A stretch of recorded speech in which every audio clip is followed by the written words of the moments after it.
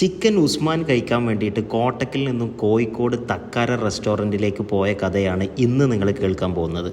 Chicken ഉസ്മാനെ മുന്നേ തിന്ന് എക്സ്പീരിയൻസ് ഉള്ള ഇദ്ദേഹത്തിൻ്റെ വാക്കും കേട്ടാണ് നമ്മൾ ഇങ്ങോട്ടേക്ക് വന്നത്. സംഭവം പാളിക്കഴിഞ്ഞാൽ സോഷ്യൽ മീഡിയയിൽ ഇട്ട് പരസ്യമായി ഊക്കുമെന്ന് നമ്മൾ അദ്ദേഹത്തോട് പറഞ്ഞിട്ടുണ്ടായിരുന്നു. ഏതായാലും ഭക്ഷണമെല്ലാം ഓർഡർ ചെയ്ത് ഞങ്ങൾ അവിടെ വെയിറ്റ് ചെയ്തിരുന്നു. ഇവിടുത്തെ ആംബിയൻസ് അത് പ്രത്യേകം എടുത്ത് പറയേണ്ടതാണ് കേട്ടോ. ആദ്യം തന്നെ ഞങ്ങൾ ഓർഡർ ചെയ്തത് പാൽ പൊറാട്ടയാണ്. പാലിൽ കുളിപ്പിച്ച് കെടുത്തിയിട്ടുള്ള പൊറാട്ടയെ കണ്ടപ്പോൾ തന്നെ നമ്മൾ ഹാപ്പിയായി. നല്ലൊരു കിർമാണി സാധനം. പൊറാട്ടൻ്റെ ചെറിയൊരു പീസ് എടുത്ത് ചിക്കൻ്റെ ചെറിയൊരു പീസും അതിലേക്ക് ഇട്ട് പാലിൽ നല്ല കുളിപ്പിച്ചെടുത്ത് തൊള്ളയൊക്കെ ഇങ്ങനെ വെച്ചിട്ട് ഞം ഞം ഞം ഞം വാ, ഒരു രക്ഷയില്ലാത്തൊരു സാധനം. അങ്ങനെ ആസ്വദിച്ചു കൊണ്ടിരിക്കുന്നതിനിടയിലേക്കാണ് നമ്മളെ ബഹുമാനപ്പെട്ട ഉസ്മാൻ അവറുകൾ വരുന്നത്. ഉസ്മാൻ ആ മസാലയിൽ കുളിപ്പിച്ച് കടിച്ചത് കണ്ടിട്ട് എൻ്റെ മോനെ സഹിക്കുന്നില്ല. ഉസ്മാൻ മാത്രമല്ല, ഉസ്മാൻ്റെ കമ്പനിക്ക് ബട്ടർ നാനും നമ്മൾ ഓർഡർ ചെയ്തിട്ടുണ്ട്. ഇത് കണ്ട് കൊതി കൂടിയിരിക്കുന്ന നിങ്ങൾക്ക് ഇതാ ഒരു പുഷ്പം.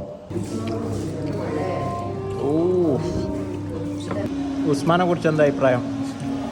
ഉസ്മാൻ ഇസ് സോ സ്പൈസി ആണല്ലേ? ഉസ്മാനെ കുറിച്ച് എന്താ അഭിപ്രായം? ഒന്നും പറയാനില്ല. ഉസ്മാനെ കുറിച്ച് എന്താ?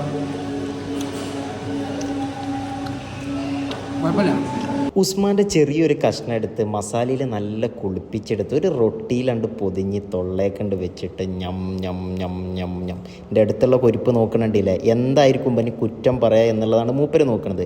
ഒരു കുറ്റം പറയാനില്ല, ഒരു രക്ഷയില്ലാത്ത സാധനം. നല്ല സ്പൈസി ഉസ്മാൻ തിന്നിരിക്കുമ്പോൾ നല്ല തണുത്ത പൈനാപ്പിൾ ലൈം.